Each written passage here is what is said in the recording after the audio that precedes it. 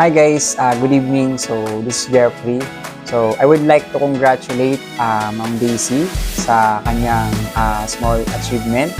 Ayun, so nakakatuwa lang guys sa kabila ng busy niyang schedule at maulan na panahon. Ayun, unti-unti niya nang na-achieve yung kanyang mga goals. And right now, nakuha niya na yung kanyang 4th encashment. So, pakinggan natin ang kwento ni Ma'am Daisy na paano niya ba na-achieve yung ganito, yung konsepto na to by attending training and attending program. So, tingnan natin or pakinggan natin yung kwento niya. So, tara. Hello, I am Daisy Saison. Ngayon ay nandito sa AYS building sa Xavierville Avenue. At ako ay nag-encashment ng aking cheque. Ngayon ay meron akong pang-apat na cheque worth 8,000 pesos. So ay kinikita ko sideline from my AYS family. At the same time, nag-work din ako sa aming driving school.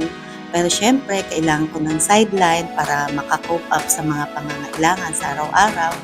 At ito, nabibigay din naman sa akin ng AYS ang mga pangangailangan. Pwede mo itong gawing sideline. Pwede mo rin itong gawin na sideline, meron kang passive income na makukuha hanggat nandun ka dun sa iyong tinatrabaho, sa iyong opisina. Pwede rin yan. At masaya rin kahit papano.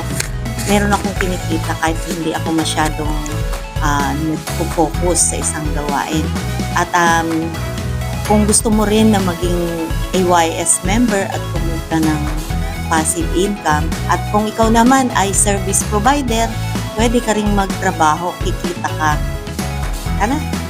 So yun guys, kung isa ka din kagaya ni Ma'am Daisy na super busy sa work, sa mga activities, at gusto mo rin magkaroon ng additional side hustle habang sa bahay, kahit maulan ang panahon, mag-message ka lang dito sa video na to and para makatulong tayo sa mga skilled workers na gamit ang unique concept na to, kahit hindi ka techie or kahit konti lang yung followers mo sa Facebook at sa TikTok, pwede mo itong gawin. As long as na meron kang cellphone at internet at nasa bahay ka lang, pwede mo itong gawin. So kung gusto matutunan, message ka lang dito sa video na to and para makatulong tayo sa mga tao na makonect ang kanilang mga services, ang skilled workers, at maraming tao ang makinabang sa concept na to.